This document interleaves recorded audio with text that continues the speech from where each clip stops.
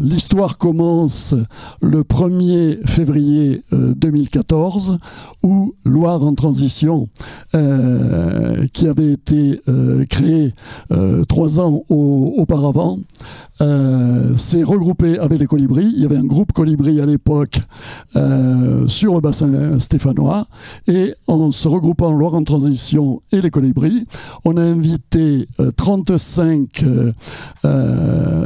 personnes différentes représentant 21 associations, et on a débattu toute la matinée sur la déclaration commune. Elle est à disposition si par hasard vous voulez la feuilleter. Vous verrez qu'il y a plein de documents à disposition, et on a après débat donc décidé de créer le CTC 42, collectif pour une transition citoyenne dans la Loire. L'histoire commence au 1er février 2014. Dès la première année, on fait un forum ouvert. Bien peu dans la salle y étaient présents. C'est une manifestation tout à fait originale. En 2015, on fait le premier ciné-débat. Premier ciné-débat d'une longue série avec Nathanaël Coste, qui va revenir dans 2 mois pour un film que je vous recommande. Ça sera fin mars, début avril, et qui s'appellera La théorie du boxeur, sur l'adaptation du monde agricole face au changement climatique. En 2016, on a fait un deuxième forum ouvert, La transition vers demain, j'y participe. En 2017, on a participé à la Biennale du design. En 2018, on a fêté la 50e organisation à nous rejoindre. Chaque année, il y avait 4, 5, 6 organisations différentes. On utilise le terme d'organisation pour intégrer les quelques entreprises. Il y a 4-5 entreprises dans le collectif, et les quelques collectifs, mais la grosse majorité, évidemment, ce sont des associations. En 2019, on fête les 5 ans au bord de l'Aube, et les amis du Treuil, qui prendront la parole tout à l'heure, nous rejoignent à cette organisation. C'est la 56e organisation pour nos 5 ans. En 2019, c'est déjà la 3e fête des possibles. Les fêtes des possibles ont commencé en 2017. Au début, c'était juste une journée. Puis, ça a été une semaine. Là, déjà, en 2019, on était à presque 2 semaines. Saint-Étienne en commun, c'est possible. C'est ce que l'on disait à l'époque, avec 15 jours, en effet, d'atelier. En 2020, nous avons eu là la première fête des possibles d'envergure, où on a énormément parlé de l'Anthropocène. On y reviendra dans le courant de la soirée. En 2020, en septembre, on est passé au statut associatif. En effet, le collectif a démarré de façon tout à fait informelle, et on fonctionnait bien comme cela, mais on a quand même réalisé à un moment donné que si on voulait se développer avec quelques moyens, on n'échapperait pas à la structuration de toutes les institutions françaises pour obtenir quelques subventions, et donc il fallait qu'on passe au statut associatif. C'est ce que l'on a fait le 16 septembre 2020. En 2021, l'année a été assez calme, c'était le contre-coup du Covid, mais c'est là qu'on a commencé à parler du donut. Alors le donut, évidemment, il y a beaucoup de choses à dire, et je laisserai Magali vous en parler tout à l'heure.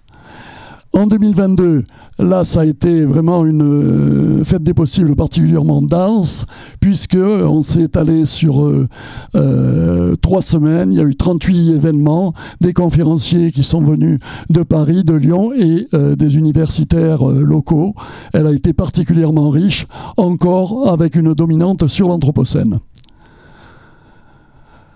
En 2023, donc la dernière, ça a été encore assez riche avec 18 événements différents, mais surtout nous avons fait un marathon des fresques.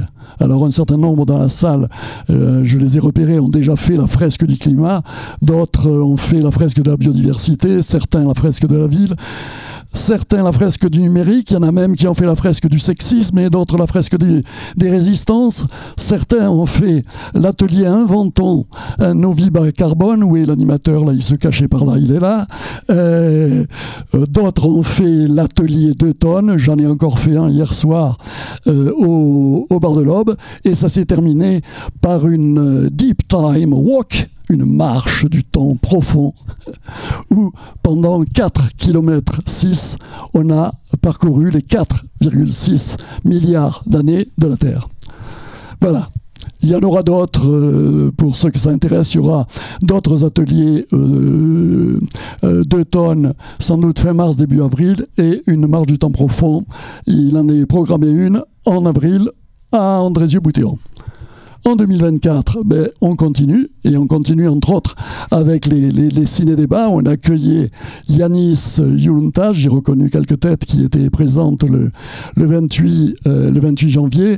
Yanis Youluntas étant un homme particulièrement engagé sur le soutien à toutes les alternatives grecques et le soutien à tous les migrants qui inondent la Grèce. C'était son 4e film et c'était un vrai plaisir de l'entendre parce que c'est un prof de philo qui a un sens du débat assez extraordinaire. Ce ciné-débat que nous avons fait le 28 janvier, depuis le printemps 2015 où on a commencé, on en a ainsi co-animé plus de 60. Et un peu partout sur la Loire, d'abord des ciné-débats aussi, mais des conférences-débats, à Roanne, à Saint-Bonnet-le-Château, à Montbrison, à Feurs, à Pélussin, une fois à Firminy, bref. Et bien évidemment au bar de l'Aube, qui est notre lieu où on se réunit le plus souvent. Nous avons co-animé 80 conférences-débats. Voilà. C'était jusqu'au présent. Maintenant, on est au présent et on va se projeter un peu plus dans le futur. Je passe la parole à ceux qui vont l'assurer.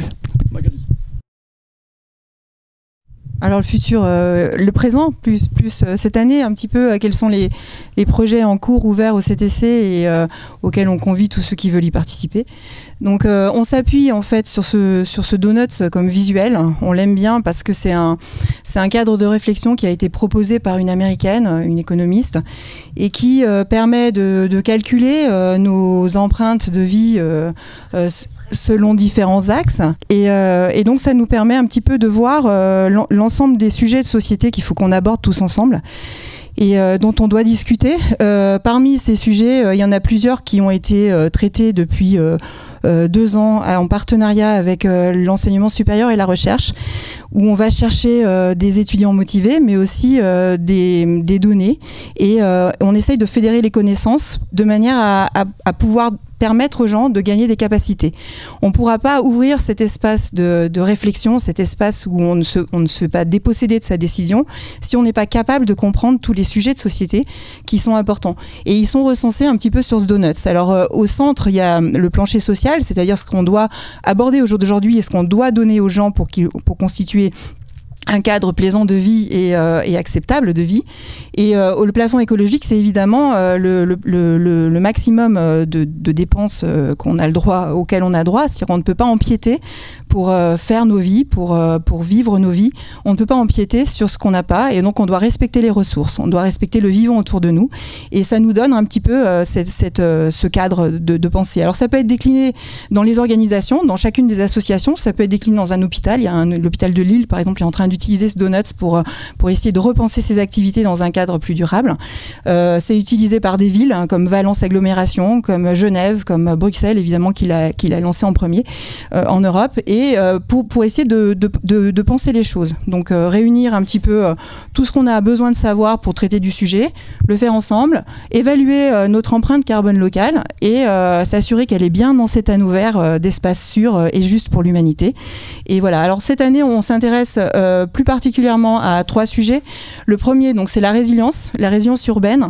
Pourquoi ? Parce qu'on a un étudiant de sciences, écologie et société de l'Université de Bretagne qui nous a contacté, qui est de Saint-Étienne, originaire de Saint-Étienne, qui veut faire son master à Saint-Étienne et qui a proposé de faire un stage de 2 mois au sein du CTC pour essayer d'explorer ce sujet. Alors on lui a dit oui, évidemment, hein, on est toujours prêt à prendre les bonnes volontés.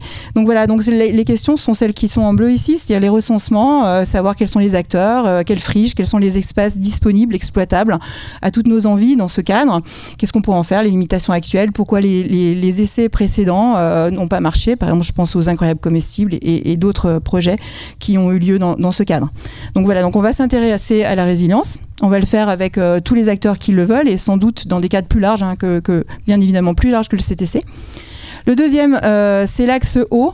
On ne le fait pas tout seul, on s'appuie à chaque fois sur nos membres. Hein, comme l'a bien précisé Joël, il y a 80, je sais jamais, chaque année, voilà, 70 membres au sein du CTC. Et dans cet axe eau, évidemment, il y a 3 membres qui sont cruciaux et qui sont très actifs. Il y a Eau Citoyenne Bien Commun et au service public, qui sont les 2 associations stéphanoises qui se sont montées pour s'emparer de ce sujet suite à la délégation de service public qui a eu lieu après avec le mandat de Perdriau, le premier mandat de Perdriau.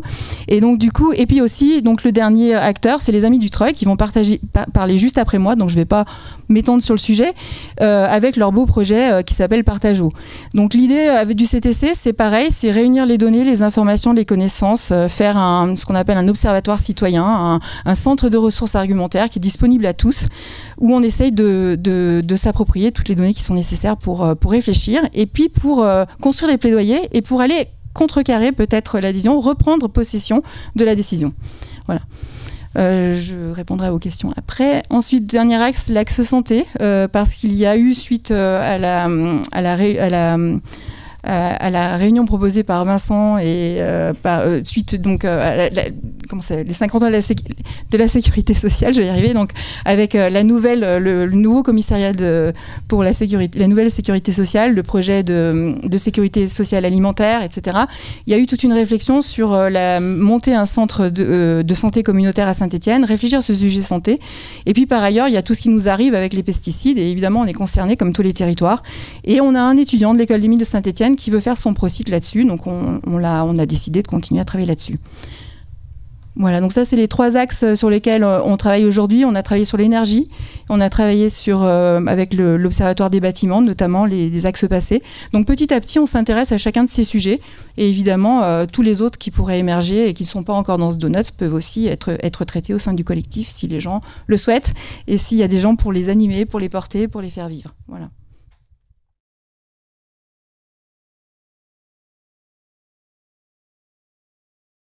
Oui, en effet, c'est une étude que l'on avait confiée à des étudiants, non même pas, à des services civiques à l'époque, il y a 3 ans de cela, le temps passe vite, et sur les 70 organisations, ils avaient réussi à avoir 49 questionnaires en retour, et ça a donné donc ces chiffres-là, en gros 160 salariés, 6500 adhérents. Il faut dire que nous avons plein d'associations où il y a 1, 2, 3 personnes. Et puis nous en avons, comme la MJC à Saint-Rambert par exemple, qui compte 3000 adhérents. Et si on prend même que les adultes, ça en fait quand même la moitié, ça en fait 1500. Donc évidemment, tout de suite, ça monte tout de suite. Et donc on a fait aussi le relevé des bénévoles. Vous le voyez, donc un peu moins de 2500. Certains nous mettaient en évidence leurs chiffres sur Facebook, mais évidemment, on n'a pas voulu les retenir, parce que là, on serait vite arrivé à 25 000 et c'était relativement peu crédible. Michel, à toi la suite. 49 membres, c'est pour expliquer la règle de 3, hein, puisqu'il y en a 49 qui ont répondu et qu'il y en a 70. Il y a une petite règle de 3 pour passer de 49 à 70, ça vaut ce que ça vaut. Donc, voilà. Donc, alors, le CTC demain... ça va là, hein, je change pas de place. Donc, bon, là c'est pour dire que ça rejoint la question du sujet d'aujourd'hui. Hein. La transition, est-ce que comment c'est encore possible, mais c'est quoi le titre exact? N'est-il pas trop tard pour la transition? Alors effectivement, tout ne va pas dans le bon sens. Ce qui a changé aujourd'hui, donc il y a un livre qui vient de sortir de Jean-Baptiste Fressos, la transition énergétique n'aura pas lieu. Donc c'est vrai que tout ne va pas dans le bon sens. Tac. Globalement, j'ai entendu aux informations avant-hier que, par exemple, en 2003, ça a été une année record pour les vols low cost en France. Donc ça, c'est pas un indicateur qui nous fait plaisir. Hein. Ça veut dire que y a eu un petit retard au moment du Covid et que aussi bien les avionneurs que les consommateurs sont encore dans un certain rêve américain qui ne va pas dans le bon sens. Donc ça, c'est vrai. Les limites planétaires sont presque partout franchies. On voit plutôt venir des guerres d'accaparation des ressources que le spectacle de la solidarisation des collectifs comme nous pour atterrir sur des modes de vie plus durables. Hein. Donc il y a de quoi être un petit peu pessimiste, et localement il faut dire aussi qu'on ne va pas être épargné ni par les menaces sur l'eau, ni sur notre capacité à produire durablement une alimentation saine. Voilà, on a des problèmes sur le travail, on le voit, et sur l'emploi avec Casino aujourd'hui. Sur la santé, on n'est pas épargné par tout ce qu'on voit au travers de l'eau et de tous les polluants. Et c'est vrai que de ce fait, la notion de transition a un petit peu vieilli. Si on appelle transition l'idée que localement on va pouvoir s'en sortir avec des conduites à petite échelle qui soient vertueuses, bon voilà, la perspective d'atterrissage en douceur au moyen d'initiatives locales est utilement critiquée. Voilà, pour dire qu'il y a moyen d'être pessimiste, mais évidemment, ce qui doit rester et se développer, c'est que l'agir local éclairé reste ce qu'il faut faire pour que le pensée global ne se réduise pas à prédire l'enchaînement des effondrements. Donc ça, c'est un petit clin d'œil aux effondristes qui vont avoir la parole tout à l'heure, mais qui soutiennent bien sûr les initiatives locales qui sont des vraies expérimentations de ce qui est possible à petite échelle et qui rentre dans nos mœurs. Il n'y a pas de raison que ça puisse pas se faire à plus grande échelle. Donc, c'est voilà, on a une mission, c'est de réussir des choses localement qui participent au changement culturel dont on a besoin globalement. Donc, dans tous les domaines, alors comment l'appeler, ce changement culturel? Il y a aussi un livre récent dont j'ai mis la couverture, et c'est vrai que ça part beaucoup au niveau des besoins essentiels, hein, que ce soit l'eau ou l'alimentation. Donc, cultiver les communs, c'est au niveau de l'agroalimentaire, et nous savons que dans tous les domaines, nous devons parvenir à préserver et co-gérer nos biens essentiels, au niveau matériel et culturel d'ailleurs aussi, hein, comme des communs, on y reviendra, mais pas forcément tout de suite. Et enfin, nous devons donc aider à expérimenter chaque fois qu'une actualité locale nous pousse à le faire. Hein. Et donc, c'est là que nous sommes disponibles. Hein. C'est vrai qu'au niveau méthodologique, Magali a dit qu'on avait une boussole, une méthode pour vérifier que tout ce qu'on préconise reste entre un plancher social, la dignité de tous, et un plafond écologique qui sont les limites planétaires, qui sont malheureusement dépassées dans un certain nombre de cas. Mais cette boussole, elle est applicable concrètement sur des urgences. Hein. Et donc, on est là pour aider à tous ceux qui veulent à alimenter des données communes, des réflexions communes. Et je sais que si on passe la parole tout à l'heure à Partageau, ils sont en train aussi de créer un observatoire et un recueil de communs de connaissances qui va servir à tous les acteurs qui vont aller vers un bon partage de l'eau entre tous les citoyens concernés. Donc, on considère qu'on a une mission qui est inachevée et qui n'est pas celle juste des anciens. Mais, bon, alors aidons, par exemple, les Amis du Treuil autour de Partageau. Oui, c'est un cas d'école des changements systémiques dont nous avons besoin. On y contribue d'ailleurs de plusieurs façons, en organisant dès le 23 mars une projection, un ciné-débat sur un film qui a un nom tchèque, mais qui signifie la bonne eau. Donc le sujet, c'est restaurer le climat grâce au petit cycle de l'eau, et c'est la question de l'enchaînement eau, sol, climat qui va être aussi dans cette culture de ce qu'il faut faire demain. Bon, et puis on aide aussi à ce commun de connaissances dont j'ai dit un mot tout à l'heure. Et puis bien sûr, notre mission finalement autour de la fête des possibles, elle est plébiscitée, hein, et donc on doit pouvoir mieux impliquer. Hein. Le CTC n'appartient pas à ceux qui l'ont fondé, mais à ceux qui trouvent que c'est une bonne occasion de partager des savoirs et de les faire valoir.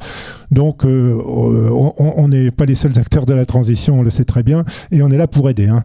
On est juste là pour aider, et des initiatives bonnes, heureusement qu'il y en a beaucoup.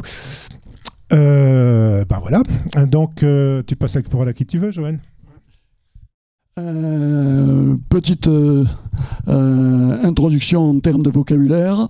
Collapsologie, de l'anglais to collapse, s'effondrer.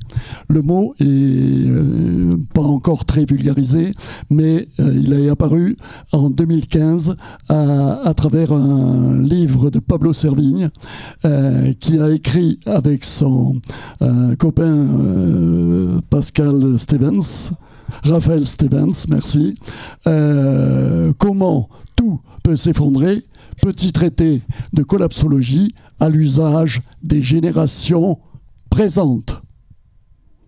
Je laisse le blanc pour bien que ça s'imprègne, parce que même les 3 fois 25 ans, comme moi, sont concernés. Voilà ce qu'est la collapsologie.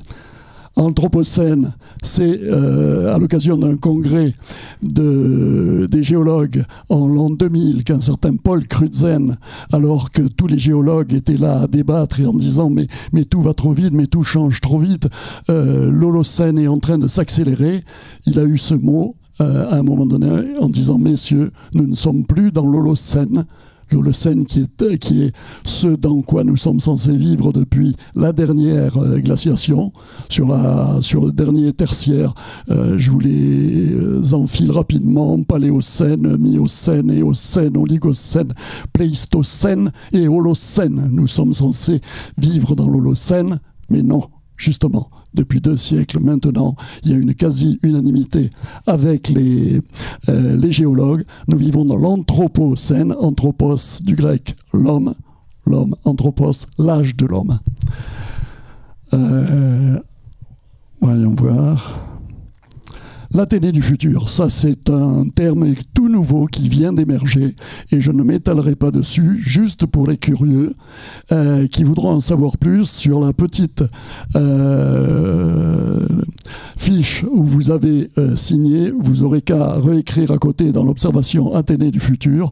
C'est un groupe qui est en train de se constituer, c'est un petit collectif qui a fait déjà 2 réunions et qui va justement s'occuper de l'anthropocène et de collapsologie. Mais ce groupe est vraiment tout à fait émergent, donc n'importe qui peut le rejoindre. Voilà, oui, le Kesako, il arrive juste après. Alors voilà, quelques petites images qui situent assez bien le propos que je viens de tenir. Ça a 4 siècles, vous voyez, c'est un tableau que j'ai photographié dans un musée espagnol. Je crois que l'image elle a 4 siècles, mais elle me paraît parfaitement actuelle, avec l'humanité en haut qui chante et danse, et encore chante et danse pas tout le monde, plutôt l'univers occidental. Et on voit que ce qui soutient cela est particulièrement fragile. Alors, qu'est-ce qu'on peut faire? Je vous laisse lire.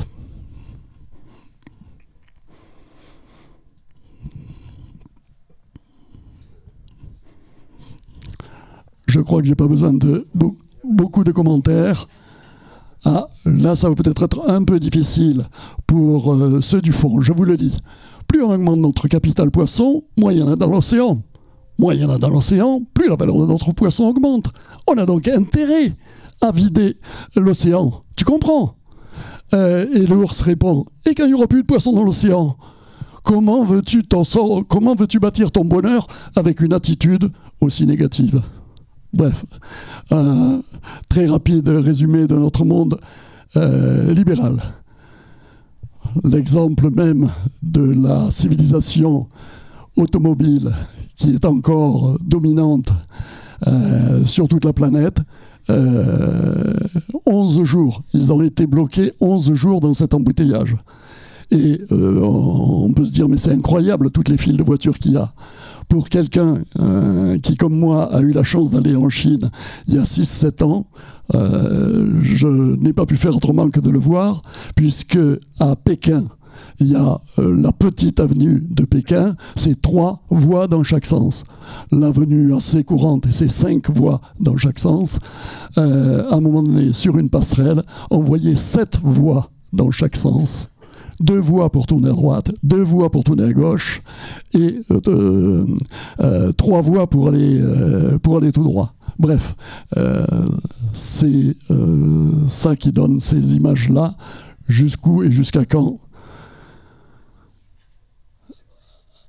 Alors, ça aussi, je crois qu'il n'y a pas besoin de faire beaucoup de commentaires pour comprendre l'enchaînement.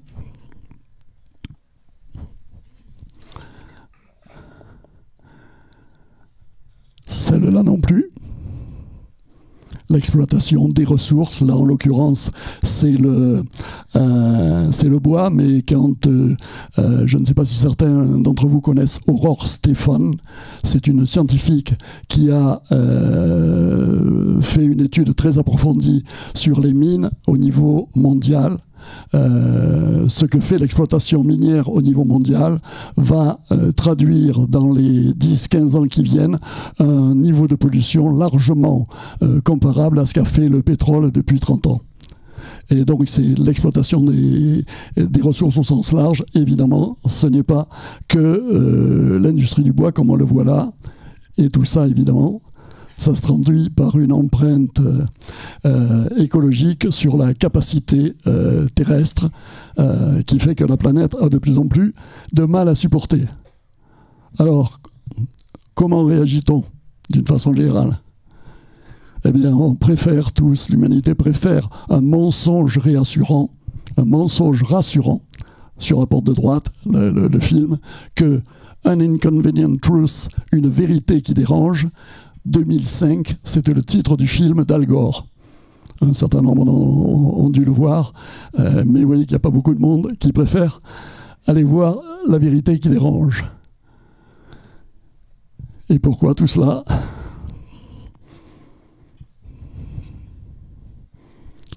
Là aussi, je crois qu'il n'y a pas beaucoup à ajouter. Oui, peut-être qu'au fond, à ton avis, quelle est la plus puissante de nos ressources renouvelables? Et ça accompagne, répond, le déni. Malheureusement, 95% de la population est dans cet état-là. Alors le futur, eh bien c'est la grande inconnue, évidemment. Vous voyez l'adulte qui sert de passage à l'enfant au-dessus, mais vous voyez que les falaises de chaque côté sont en train de s'effriter. Voilà, je crois que je vous ai assez refroidi. Maintenant, je vais laisser la parole à ceux qui vont vous réchauffer.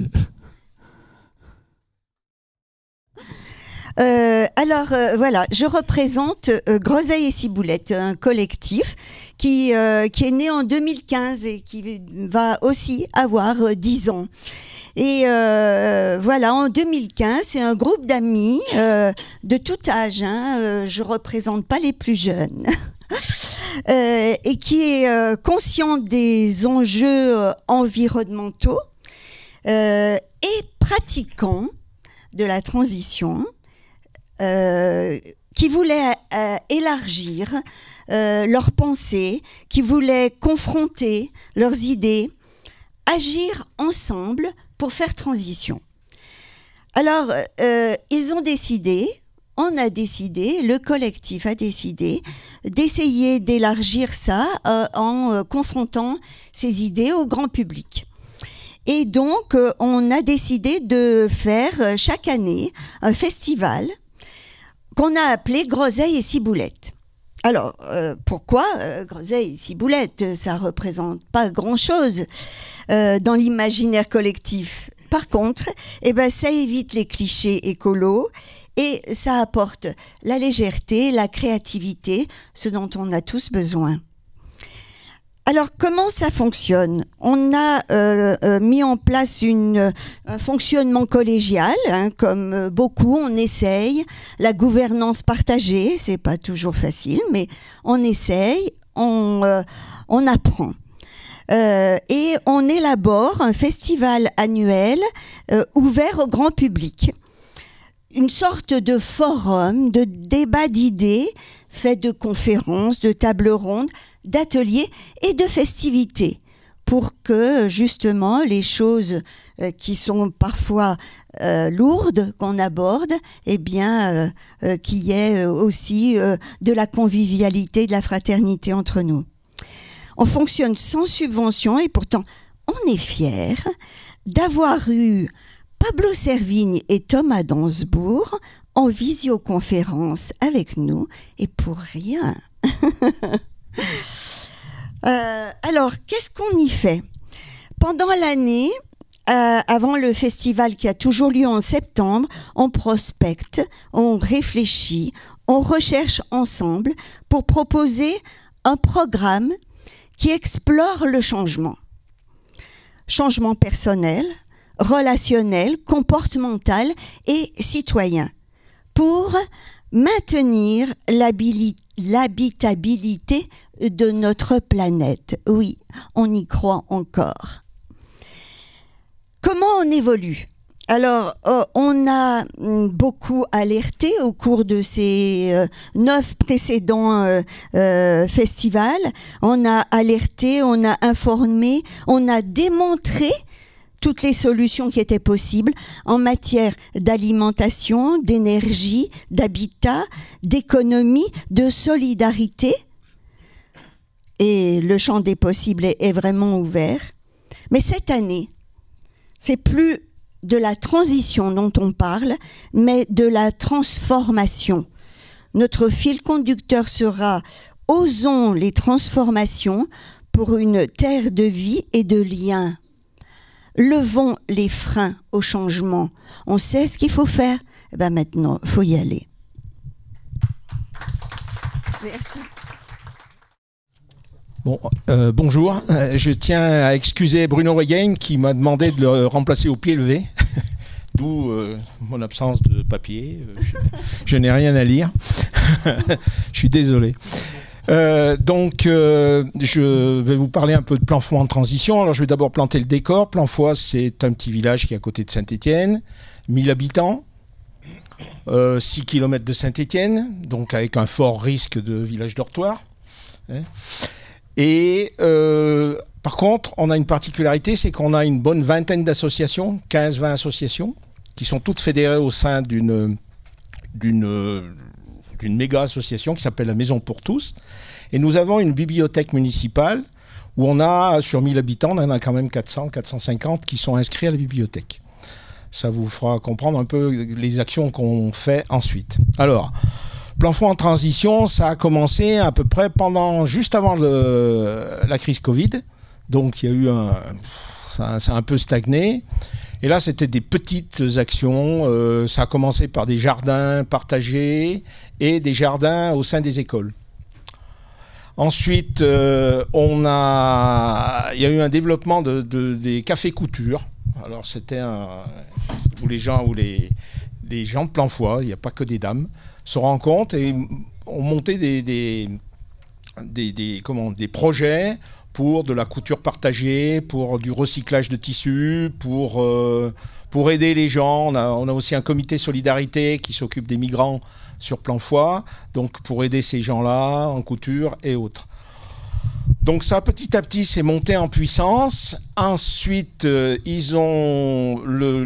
groupe a monté un jardin partagé, mais pas hors école, qui n'a pas très bien fonctionné pour une bonne et unique raison, c'est que le problème des jardins partagés, c'est que ça donne en août, et qu'en août, il n'y a plus personne. Donc les gens ne plantent pas ou s'en occupent pas. Donc on a plutôt dérivé vers des vergers partagés, qu'on a plantés. Et bon, là, ça a marché. Enfin, il y a eu quelques petits problèmes avec la municipalité parce qu'ils n'avaient pas planté les arbres au bon endroit. Enfin, bref, c'était pas passé un peu en dehors de toute réglementation. Et puis, là, on a commencé à développer d'autres activités où on cherche à développer du lien avec les gens, quelles que soient leurs opinions politiques et autres. Et ça, c'était plutôt... Là, c'est là qu'on a commencé à faire des Ripper Cafés, en se groupant avec les Ripper Cafés qui sont à peu près organisés sur tout le plateau, mais aussi sur Saint-Étienne, Saint-Christophe, Aurec, Andrézieux. Donc les gens de chaque Ripper Café viennent travailler dans les autres Ripper Cafés. Et ça, par contre, c'est une activité qui est en train de monter en puissance. On y a ajouté du Ripper Vélo, une fois ou deux par an. Et puis ensuite... Là, on s'est vite rendu compte qu'on ne pouvait pas continuer à travailler sur des projets sans rentrer dans un tissu institutionnel. Donc là, ça a commencé à être un peu plus difficile parce qu'on cherchait quelque chose pour nous encadrer. On ne peut pas, si vous êtes un collectif comme ça, qui n'est pas une structure reconnue, on ne peut plus avoir de subvention, on ne peut pas toucher de l'argent de tel ou tel donateur ou autre. Donc après, voilà où on en est arrivé. Donc là, on a fédéré ça au sein de la Maison pour tous.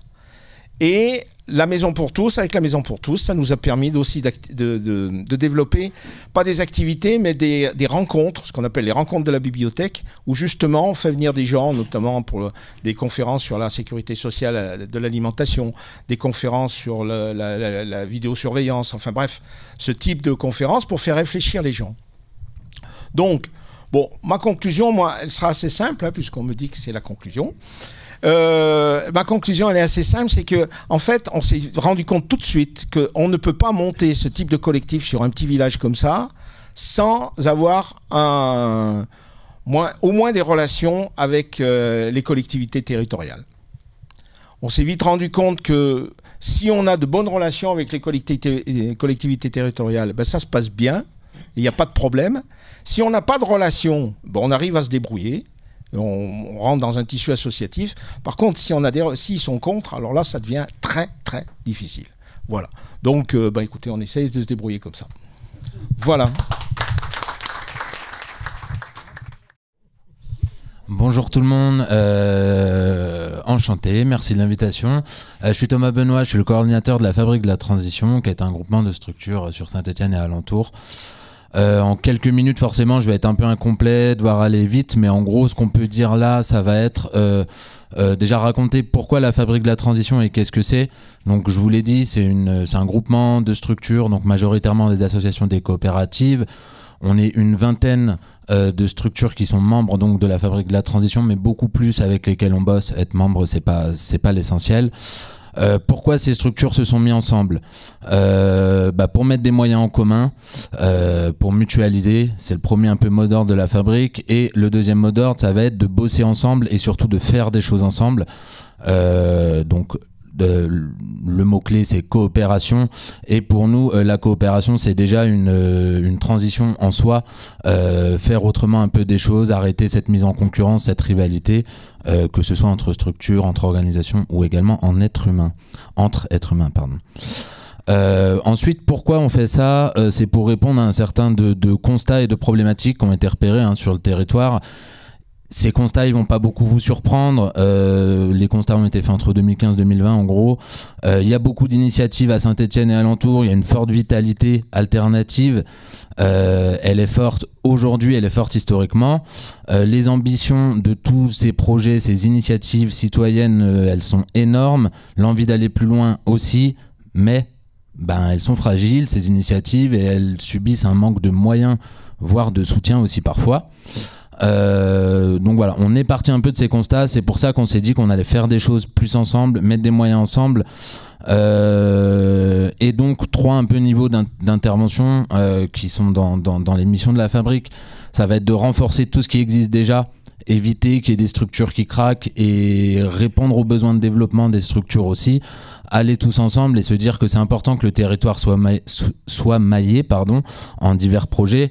Deuxième niveau, toujours dans cette logique de maillage, c'est maintenant de développer des nouvelles initiatives, accompagner toutes les initiatives qui sont sur le territoire, voire en créer nous-mêmes des nouvelles. Et le troisième niveau, pour faire tout ça, on pense qu'il y a besoin d'une vision commune. Donc c'est pas nous qui dictons la vision commune, mais en tout cas aller vers une vision commune et participer à celle-ci. Et là, ça consiste sur de la sensibilisation, du plaidoyer, des actions de recherche, etc. Tout ça est très théorique. Si je l'illustre un peu plus, et donner un peu quelques exemples. Donc les thématiques, elles vont être très transversales. Là, je vois Zoomacom qui est présent dans la salle. Ça va être de s'intéresser aussi à divers enjeux, notamment ceux du numérique, en proposant des outils, en proposant de passer par des outils aussi libres, par exemple, en travaillant cette thématique. Beaucoup de questions sur les enjeux aussi alimentaires, que ce soit la transition alimentaire, donc les enjeux de qualité, d'autonomie, etc. Mais les questions aussi de solidarité alimentaire et de précarité alimentaire, les deux sont souvent opposés. Nous, on trouvait ça intéressant d'essayer de regrouper des acteurs et des personnes qui mettaient les deux ensemble pour ne pas les opposer, justement, dès la base, dès le diagnostic. Voilà, il y a plein d'autres choses. Je vais pas forcément rentrer dans les détails.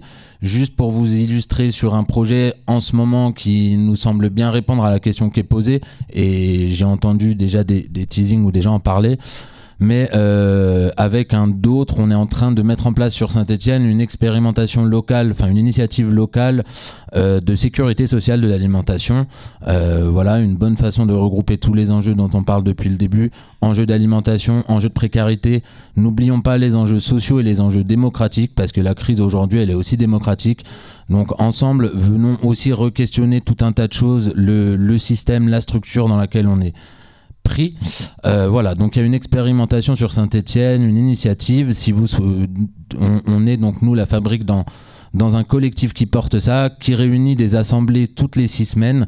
Si vous voulez avoir plus d'infos, n'hésitez pas à venir me voir et à me préparer votre mail pour me le donner et que je vous inscrive aussi au listing pour venir participer à cette dynamique avec nous tous et toutes. Voilà le plus synthétique que je peux faire. Merci tout le monde. Alors bonsoir tout le monde. Je représente ici le collectif pour la transition d'Andrézieux-Bouthéon. Et comme nous avons fait un atelier d'automne la semaine dernière pour continuer à apprendre dans nos différentes fresques, eh bien les copains d'Andrézieux m'ont dit on ne prendra pas la voiture pour venir présenter. Toi, t'habites à Saint-Étienne, donc c'est toi qui vas t'y coller. Voilà. Donc Georges, on met en pratique. Et je représente ce collectif. Donc c'est un collectif qui s'est créé il y a 4 ans. Parce qu'avec Gilles Collange, on s'est réunis et on s'est dit il faut faire quelque chose ici et maintenant. Ici, c'était à Andrézieux-Bouthéon et maintenant, c'était avant les municipales. Et donc, on a travaillé, on a réfléchi, on a discuté avec d'autres personnes, Pascal, Anne, enfin tous ceux qui ne sont pas là mais qui sont avec moi, Alexandrine qui est là. Et nous avons dit que pour enclencher la transition à Andrézieux, ce qu'on pouvait faire, c'était soumettre une charte à tous les candidats à la mairie, une charte dans laquelle ils s'engageaient. Alors, on n'est pas parti de rien, elle existait déjà avant nous, cette charte. Elle était portée par des collectifs de la transition. Et donc, on a soumis à tous les candidats, les 5, on a soumis cette charte, et on a réussi à la faire signer à tous les candidats. C'est-à-dire, ils s'engageaient dans un certain nombre de points. Et on travaille pas exclusivement là-dessus, mais on travaille beaucoup sur ça, sur le rapport des citoyens aux élus. Donc on a fait plein de choses, vous pouvez regarder sur notre Facebook, on fait des bilans à mi-mandat par exemple, où on demande au maire de nous recevoir. Le maire qui à la SEM est en charge des déchets, donc c'est important, je pense, d'avoir poussé à la roue toutes ces convictions sur la transition et sur l'écologie. On fait aussi des débats, des cinémas. Et je veux vraiment remercier le CTC 42 parce que nous, on veut rester un collectif. Parce que si on devient une association, on touche des subventions et du coup, il y a un autre droit de regard de la mairie. Et c'est pas du tout ce qu'on veut. Donc, ce que je trouve très bien dans le CTC, c'est que vous accueillez tout, en fait. Vous accueillez les gens qui veulent devenir une association, parce que c'est comme ça qu'ils vont développer la transition. Et vous nous permettez aussi, à nous, qui ne sommes pas une association, d'utiliser vos statuts pour réserver des salles, pour tout un tas de choses financières ou autres. Donc, voilà, merci beaucoup. Je ne sais pas quoi dire d'autre sur le CTC 40... collectif pour la transition d'Andrézieux-Bouthéon, mais n'hésitez pas, on essaye d'alimenter le Facebook avec nos petits moyens bénévoles. Et voilà, on essaye de travailler avec aussi les autres communes. Et voilà, merci.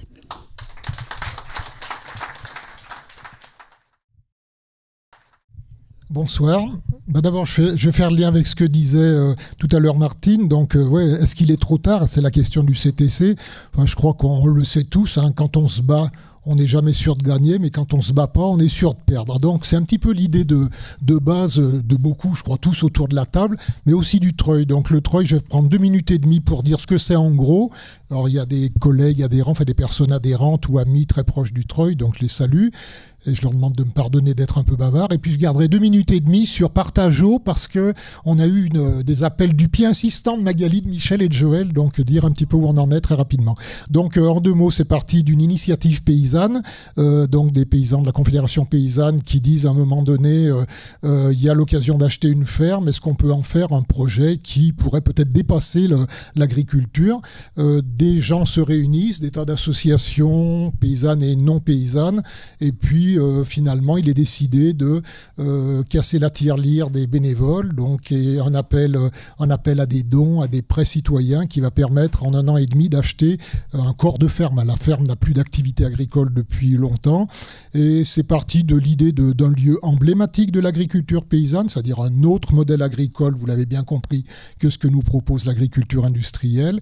Et avec les autres associations, on a intégré 2 autres axes qui sont une alimentation responsable, bonne pour la santé et aussi bonne pour la planète, et évidemment tous les problèmes de protection de l'environnement et de la biodiversité. Donc agriculture paysanne, alimentation responsable et respect, protection de l'environnement. Qu'est-ce que c'est que le Treuil? C'est une association, donc 1901, qui réunit des particuliers, à peu près 170-180 personnes, et c'est aussi un réseau d'associations, 35 associations, de la petite association locale, comme par exemple Graines qui est à Chamboff et qui est adhérente du CTC également, jusqu'à des associations régionales comme la LPO, comme des associations interdépartementales. Donc il y a un petit peu toutes les échelles finalement de fonctionnement, tout ayant envie, avec des différences d'action, de se retrouver pour défendre les sujets que je vous ai indiqués.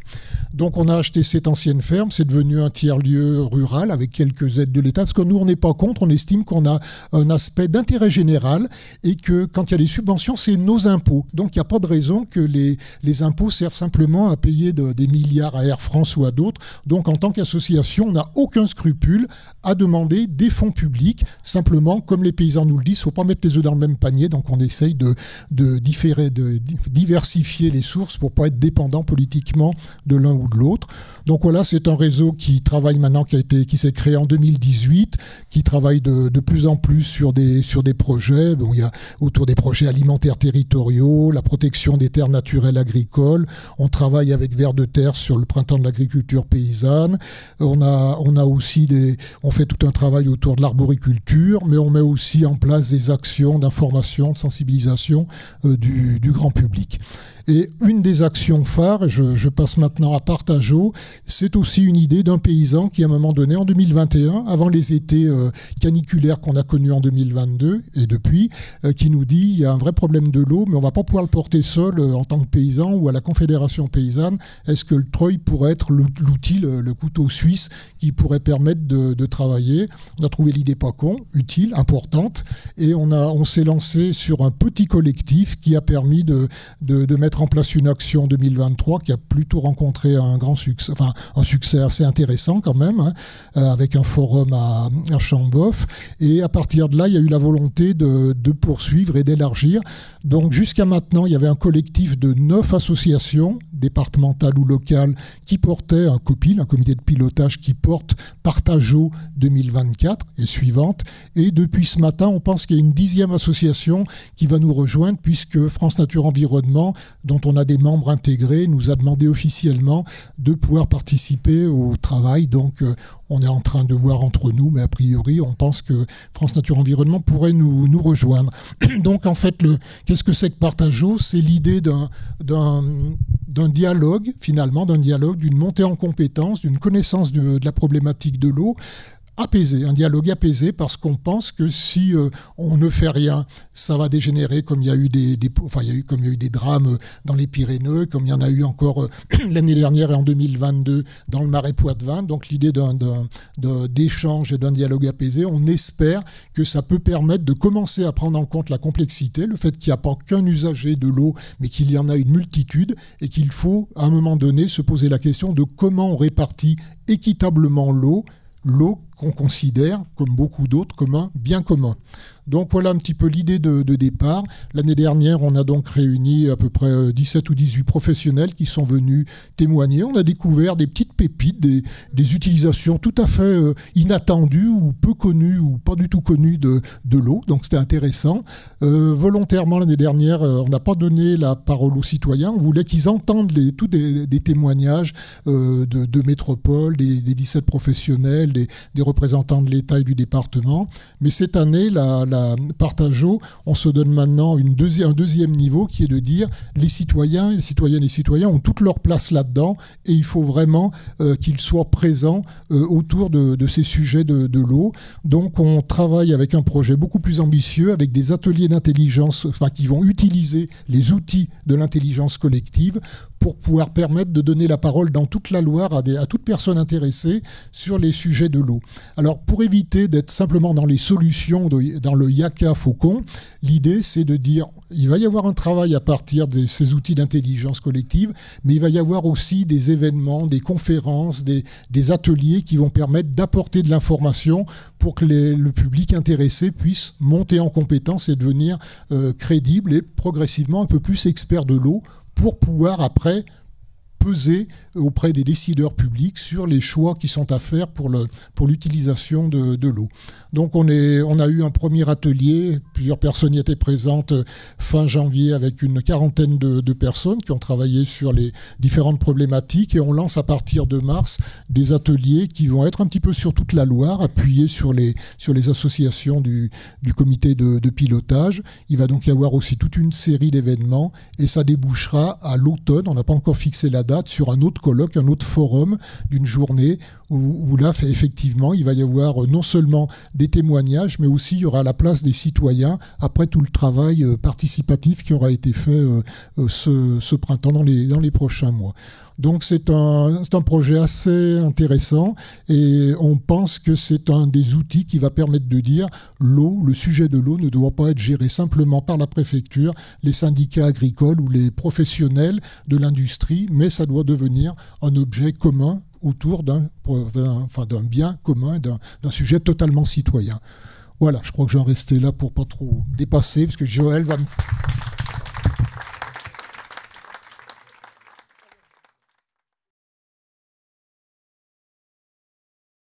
Bonsoir à toutes et tous. D'abord, je veux dire que c'est magnifique. Clairement, de tout ce qu'on vient d'entendre. Donc déjà, rien que pour ça, le CTC peut être remercié d'organiser des séquences comme celle-là, parce que je sais pas vous, mais il me semble que la température est bien remontée quand même depuis que Joël nous a mis un petit peu un froid glacial pendant ces quelques minutes.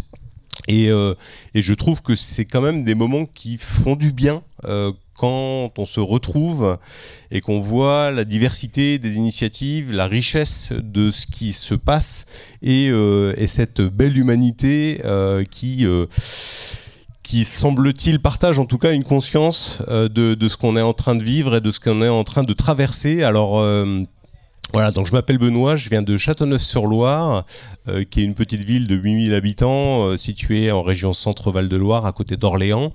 Alors effectivement, moi j'ai eu aussi plusieurs vies, puisque j'ai travaillé chez Airbus à Toulouse quelques années, et puis j'ai complètement changé de carrière. Je me suis retrouvé en effet troubadour de la transition après avoir fait l'école des mines, non pas de Saint-Étienne mais d'Albi, et donc je me suis mis à faire des conférences sur les questions de transition et d'après pétrole. Et puis, en effet, j'ai lancé aussi une initiative de transition citoyenne où nous avons aussi notre fête des possibles, etc. Donc depuis 2010, on est, voilà, même si je suis à distance, on est connecté, en tout cas dans l'état d'esprit et dans la dynamique sur tous ces enjeux. Par ailleurs, j'ai eu la chance de mettre un pied dans le monde politique, puisque je me suis retrouvé à exercer les fonctions de conseiller au cabinet de la région Centre-Val de Loire, donc auprès du président et des vice-présidents sur les questions de transition écologique. Et ça a été un moment de grand enseignement pour moi, parce que, étant blogueur, conférencier, etc., j'avais l'habitude en fait, d'avoir des gens en face de moi et puis de me dire, bon, finalement, tout le monde pense comme moi.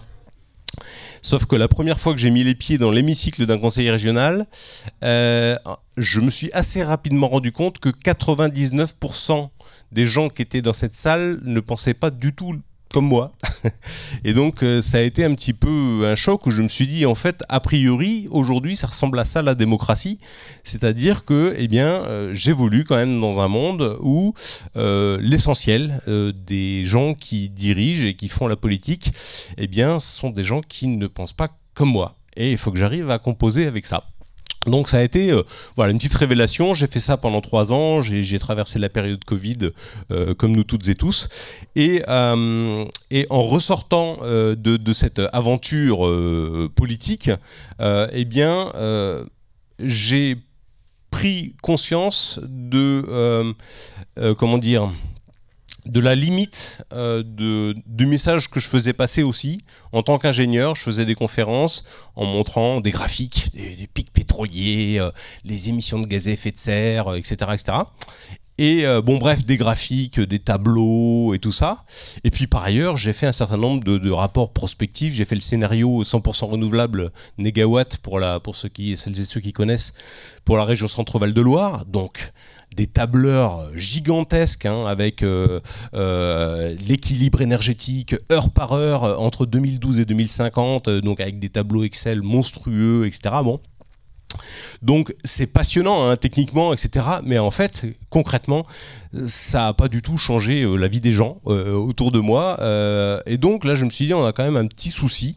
C'est que il suffit pas non plus de comprendre intellectuellement un certain nombre de choses, et à un moment donné, il faut aller toucher d'autres éléments. Il faut aussi toucher les affects, il faut aussi toucher les émotions, et puis il faut être en mesure de se projeter dans un avenir et de se demander à quoi ça peut bien ressembler. Ça a été évoqué d'ailleurs tout à l'heure, la question de la vision, et je dirais que c'est peut-être aujourd'hui un des principaux écueils auxquels on est confronté.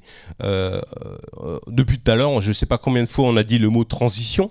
En fait, pour moi, c'est peut-être une des principales limites à laquelle on est confronté, c'est que on utilise ce mot-là, mais dans le fond, est-ce qu'on prend vraiment le temps de se demander qu'est-ce que ça veut dire ? Est-il trop tard pour la transition ? Bon, la transition, dans le dictionnaire, c'est passer d'un état à un autre. Passer d'un état A à un état B. Ok, on a dit ça, on n'a rien dit, en fait. Ni sur l'état A, c'est-à-dire ni sur le problème avec le monde dans lequel on vit et la société dans laquelle on évolue, ni sur l'état B, c'est-à-dire à quoi doit ressembler le monde dans lequel on doit pouvoir évoluer demain. Alors, on a parlé tout à l'heure du donut, etc., donc qui donne quand même une idée de dans quoi il faut naviguer, mais même ce donut-là, il ne dit pas concrètement ça ressemble à quoi mon quotidien à l'intérieur de ce donut. Et donc, ça, pour moi, c'est un des principaux problèmes auxquels on est confronté.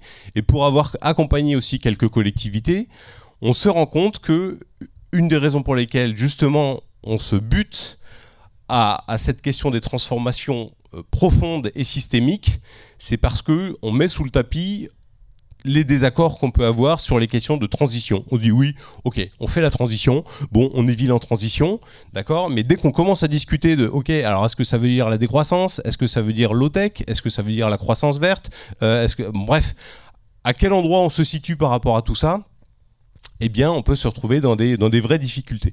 Donc, je pourrais prendre un exemple qui est celui d'une des villes que j'ai accompagnées, et on a travaillé cette question de la trajectoire.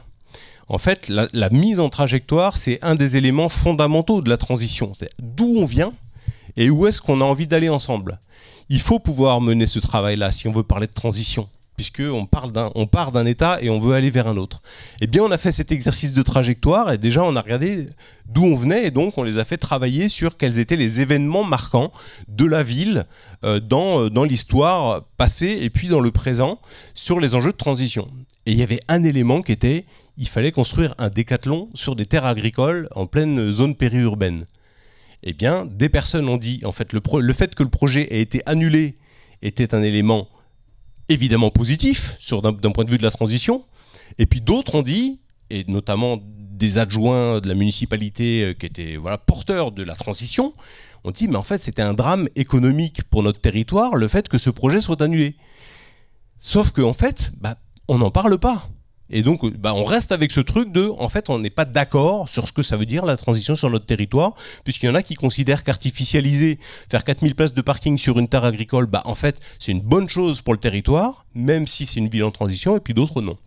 Donc c'est un exemple que je donne qui illustre en fait le fait qu'on peut se déclarer territoire en transition et pour autant n'être pas du tout fondamentalement d'accord sur ce que ça veut dire.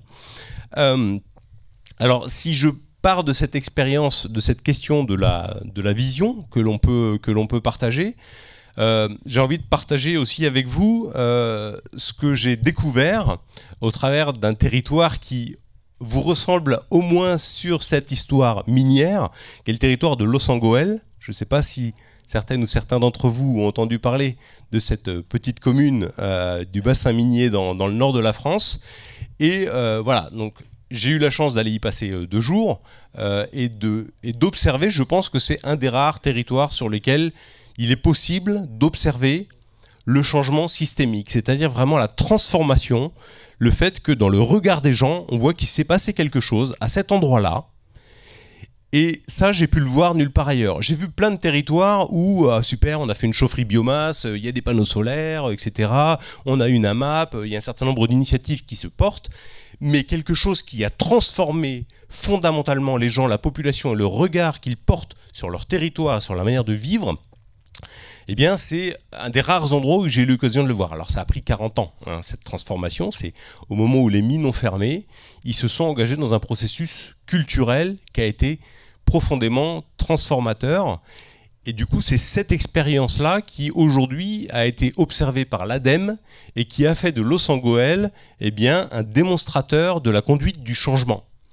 Et donc, c'est en ce sens où j'ai été pas mal inspiré par qu'est-ce qui s'est passé vraiment là-bas, et du coup, que j'avais envie de partager avec vous quelques-uns de ces éléments. En fait, ce qui illustre bien ce paramètre, c'est la question des terrils, qui, en fait, à Losangoel, au moment où les mines ont fermé, en fait, tous les territoires autour du bassin minier se sont dit il faut raser les terrils. Il faut les raser parce que c'est une histoire dont il faut faire table rase et pour être capable de passer à autre chose, simplement. Et à Losangoel, ils ont décidé de faire autre chose. Ils ont fait venir des artistes, des peintres, des poètes, etc. Ils ont fait des choses incroyables sur les terrils avec des descentes au flambeau. Ils ont balancé de la craie sur le sommet pour faire comme le mont Fuji. Donc les gens ouvraient les volets et puis ils se retrouvaient avec une vue assez incroyable en ouvrant les volets. Ils ont fabriqué une gigantesque écharpe tricotée par toute la ville pour mettre l'écharpe autour du terril, etc. Bref, aujourd'hui, en fait, les terrils qui étaient des montagnes de déchets, au moment où les mines ont fermé, sont aujourd'hui patrimoine mondial de l'humanité. Et les habitants de cette ville ont une fierté quand ils parlent de ça qui est incroyable. C'est-à-dire que ce même objet que sont les terrils sont passés de l'expression en fait, d'un passé dont on ne veut plus et dont on a honte à un sentiment de fierté incroyable. Juste un changement de regard. Un changement de regard sur quelque chose qui n'a pas changé. Et c'est ça qui est incroyable et c'est probablement un des éléments qui doit aussi nous faire réfléchir sur ça veut dire quoi la transition et comment on arrive nous-mêmes à opérer ce changement de regard sur notre propre vie, sur notre propre ville, sur la manière dont on l'habite ensemble.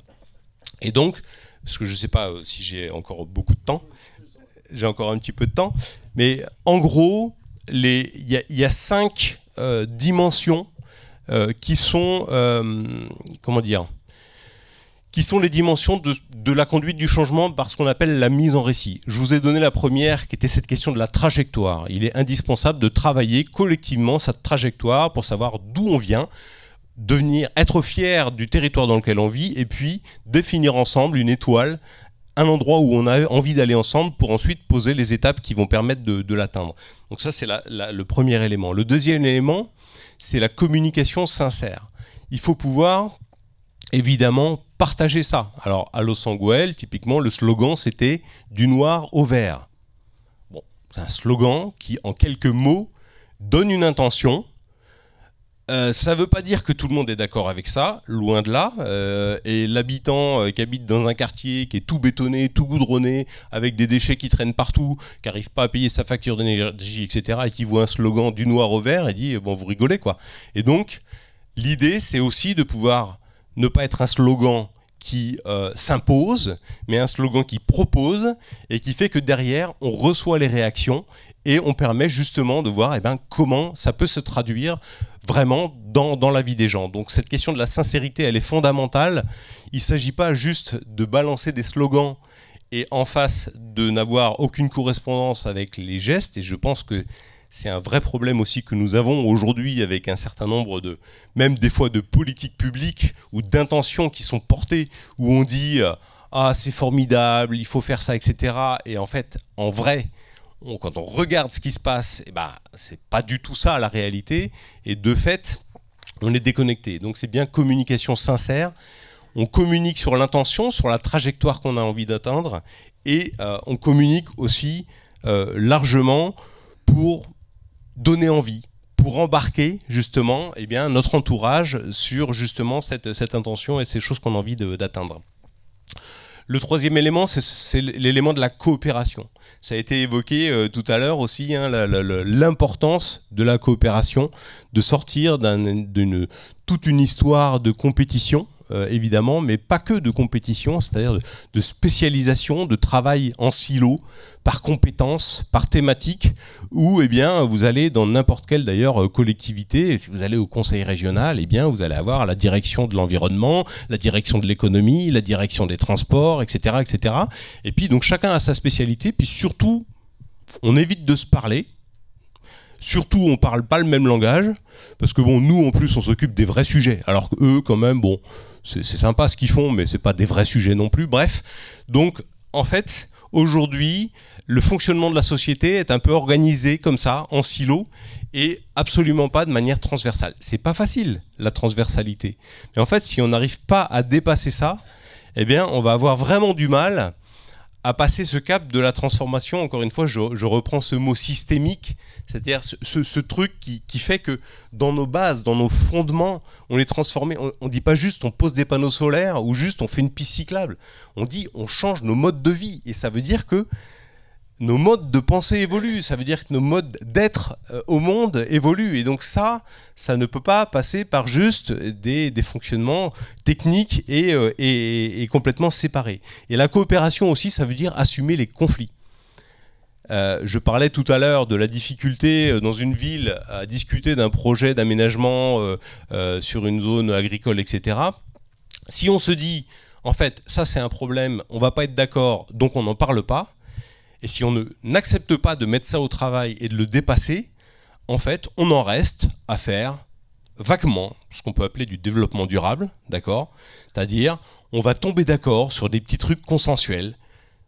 Voilà, ok, on va mettre des panneaux solaires sur le doigt du service technique, tout le monde va être d'accord. On va faire une petite piste cyclable, tout le monde va être d'accord. On va changer les ampoules, tout le monde va être d'accord. Bon, les trucs qui dérangent pas trop, qui supposent pas trop de renoncement, en fait, ça marche. Et donc, ça vous fait des plans d'action de développement durable interminables qui, effectivement, sont consensuels et sur lesquels tout le monde peut tomber d'accord. Mais les trucs qui coincent, qui dérangent et qui sont les vrais enjeux de la transition et de la transformation, si on ne les met pas au travail, on va rester malheureusement à ces niveaux de transformation qui ne sont pas suffisants par rapport aux enjeux qui sont ceux qu'on a décrits tout à l'heure, par rapport à l'urgence de la situation et au niveau de transformation qui sont nécessaires. Ensuite, il y a la question de l'implication. Je suis désolé, j'enchaîne un petit peu pour ne pas prendre trop de temps, mais l'implication réelle des habitants, en fait, vous savez, on a une petite musique, la participation, vous savez, la démocratie participative, etc., où on veut que les gens participent aux choses qu'on organise. Et alors là, je vais juste vous prendre un exemple dans un projet qu'on a accompagné sur la transition dans les quartiers prioritaires.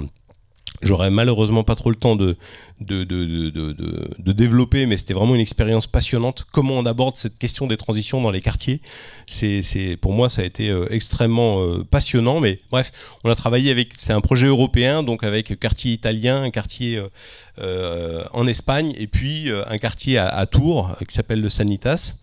Et donc dans un des quartiers à Lorqui, à côté de la ville de Murcie en Espagne, en Andalousie, eh bien, ils ont lancé une initiative, ils se sont dit, on va reverdir le quartier. Alors, ils sont allés voir les habitants et puis ils ont dit, allez hop, on va vous donner des jardinières, on va vous donner des outils, des plans, tout ça, et puis vous allez pouvoir comme ça verdir votre quartier. Donc, on met tout à votre disposition, allez-y. Bon, ok, donc, les habitants, ils ont fait un peu ce qu'ils ont pu, voilà, puis sauf que... Au bout d'un moment, ils ont arrêté d'arroser, de s'en occuper. Il y en a qui ont piqué les jardinières. Les plantes, elles ont été piquées pour être plantées ailleurs, etc. Puis, au bout de quelques semaines, quelques mois, le projet avait complètement capoté. Mais dans le quartier d'à côté, qui, eux, n'avaient pas été impliqués dans cette logique-là, eux, ils se sont dit, non mais attendez, nous, en fait, on a envie de le faire et la mairie nous oublie. Et donc, par défi, le quartier d'à côté, ils se sont dit, on va revégétaliser. Donc, ils ont carrément débitumé à certains endroits, ils se sont mis à planter des trucs partout, et ils ont demandé à la mairie de rebaptiser leur quartier le quartier des fleurs. Mais par défiance, en fait, envers la municipalité, qui, du coup, leur avait un peu fait l'affront d'aller s'occuper du quartier d'à côté. Voilà. Donc, c'est juste pour dire que, quand on a parlé avec, justement, les gens de cette municipalité, c'est des expériences qui sont incroyables parce qu'on se dit oh là là, mais les gens, on propose des trucs, on leur donne les moyens, puis ils participent pas. Mais en fait, l'implication réelle des habitants, ça marche pas comme ça en fait. C'est comment on est à l'écoute de ce que les gens ont envie de faire, ont besoin de faire, et comment, à partir du moment où ce besoin a pu s'exprimer, on y répond et on fait en sorte que les choses puissent se mettre en place. Mais voilà, avec humilité. Bon, donc je voulais illustrer ça. Et puis enfin, le dernier point, c'est la question de l'évaluation. Comment on évalue le changement? Comment on évalue ce qui se passe?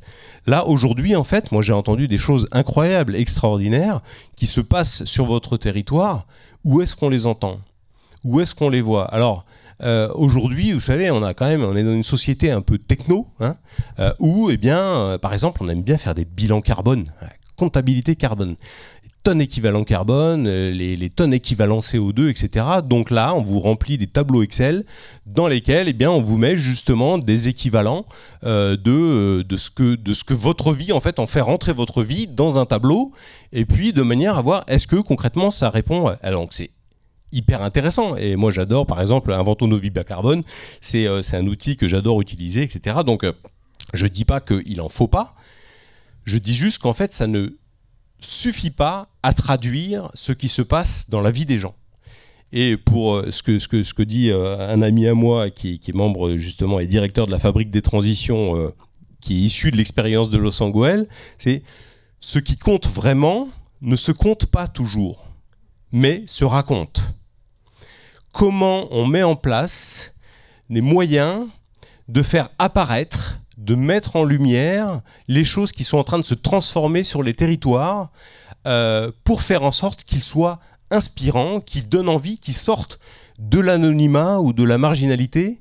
Et donc ça, c'est quelque chose qui est fondamental, parce que si on a l'impression d'être tout seul dans son coin à faire sa petite initiative, de lutter contre la municipalité qui est pas contente et machin, etc., et qu'on est tout le temps en train de ramer, mais qu'on n'a pas des moments comme ça de témoignage où on se rend compte qu'en fait, on est plus nombreux que ça et qu'il y a vraiment des choses qui changent, etc., en fait, c'est compliqué. Et donc on a besoin d'avoir ces moments d'évaluation.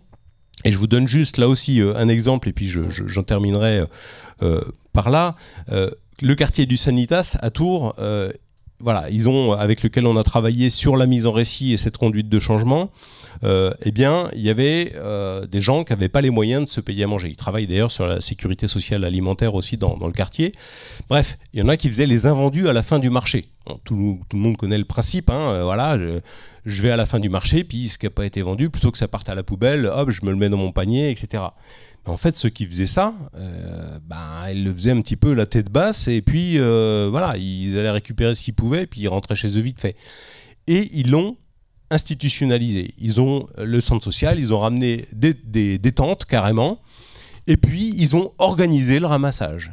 Et c'est devenu en fait un truc, eh bien, que les habitants viennent avec fierté faire de l'économie circulaire, du recyclage, ils évitent le gaspillage. En fait, d'un seul coup, on passe d'une pratique qui était honteuse, qu'on faisait par nécessité, à quelque chose qui devient en fait exemplaire. Et là, vous avez le député qui débarque et puis qui vient faire les invendus avec les habitants du quartier, quoi. Et là, waouh, incroyable. Donc ce truc en fait qu'on faisait et qu'on avait honte de le faire, mais en fait, du coup, c'est un truc génial. Et la société dit qu'en fait, c'est de l'économie circulaire, c'est trop bien parce que voilà, on limite le recyclage, etc. Bref. Et du coup, ça, eh bien, comment on évalue ce qui se passe dans la tête des gens à ce moment-là? Qu'est-ce qui se passe dans la tête de ces habitants qui passent de la honte à la fierté? Ça se met pas dans un tableau Excel, ça se met pas dans un tableur. Et ben comment on le met en lumière, comment on le met en valeur, et comment pour les autres habitants du quartier ça devient quelque chose d'inspirant. Ça fait partie des éléments sur lesquels il devrait être nécessaire de travailler. Voilà. Donc je m'étends pas plus, simplement pour dire que ce travail-là de transition systémique, c'est quelque chose qui prend du temps, qui s'inscrit aussi dans le long terme. Malheureusement, on sait aussi qu'on est confronté à l'urgence. Alors du coup, j'ai fait mon petit passage par l'Institut Momentum, la collapsologie, etc. Donc je suis pas là pour vous dire que tout va être facile et je pense qu'il va y avoir des larmes. Voilà, je suis pas du genre à penser que la transition va se passer pour tout le monde dans de bonnes conditions. Donc je pense aussi que une urgence, en tout cas, qui doit être la nôtre, en plus de tout ce que j'ai évoqué là, c'est la question de la réduction de nos vulnérabilités collective et analyser ensemble à quel endroit, donc on parlait vous avez évoqué la question de l'eau tout à l'heure, la question de l'alimentation, la question de l'énergie, la question bien sûr de la précarité, des mobilités, comment on arrive à analyser à quel point on est devenu vulnérable collectivement, quels que soient les types d'aléas qui peuvent survenir. Et donc il y a besoin, je pense, en urgence de travailler sur ces vulnérabilités critiques de manière à essayer de aussi limiter la casse à partir du moment où les choses commencent un petit peu à s'enchaîner de manière négative. Voilà, j'avais envie de partager ça avec vous, vous remercier de cette invitation et aussi pour tout ce que j'ai entendu de réjouissant ce soir. Et voilà, merci pour votre écoute.